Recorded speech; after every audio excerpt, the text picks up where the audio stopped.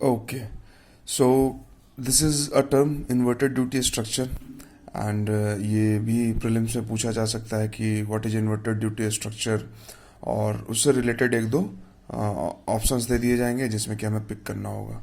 तो inverted duty structure को अभी जीएसटी काउंसिल में डिस्कस करना है, जो जीएसटी काउंसिल का 48th meeting, sorry 43rd meeting अभी होने जा रहा है उसमें, है ना। तो इसको हम लोग समझते हैं इससे। देखिए, कोई भी कंट्री है वो रॉ मटेरियल और फिनिश गुड दोनों इंपोर्ट करती है, ठीक है। रॉ मटेरियल इंपोर्ट करती है ताकि लोकल इंडस्ट्रीज में उसका इस्तेमाल हो सके, और फिनिश्ड गुड इंपोर्ट करती है ताकि जो कंज्यूमर है वो डायरेक्टली उसको परचेज करके अपने नीड्स को फुलफिल कर सकें। तो नॉर्मल कंडीशंस में क्या होता है, नॉर्मल कंडीशंस में आप खुद सोच के देखिए कि हम फिनिश्ड गुड पे ज़्यादा ड्यूटी लगाएंगे या रॉ मटेरियल के इंपोर्ट पे ज़्यादा ड्यूटी इम्पोज करेंगे। ऑब्वियस सा बात है कि हम रॉ मटेरियल पे कम ड्यूटी इम्पोज करेंगे और फिनिश्ड गुड पे ज़्यादा ड्यूटी इम्पोज करेंगे, ताकि रॉ मटेरियल को इम्पोर्ट करना थोड़ा सस्ता हो और फिनिश्ड गुड को इम्पोर्ट करना थोड़ा महंगा हो।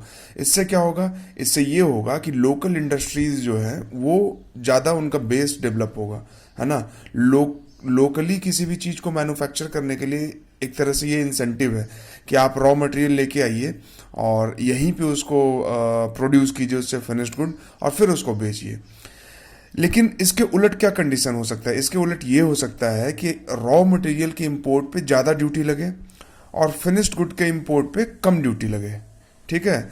मतलब कि हम अगर कोई भी चीज़ हमें बनाना है, जैसे कि हमें पेपर बनाना है, पेपर इंडस्ट्री के लिए अगर हम पेपर यानी कि कॉपी बनाना है, बुक्स बनाने हैं, तो मान लीजिए कि हमें पेपर बनाना है, तो हम पेपर के लिए ग्रास चाहिए, वुड चाहिए, पल्प चाहिए। तो ग्रास वुड पल्प पे हम ज़्यादा ड्यूटी लगा रहे हैं और पेपर के इंपोर्ट पे यानी फिनिश्ड गुड के इंपोर्ट पे कम ड्यूटी लगा रहे हैं।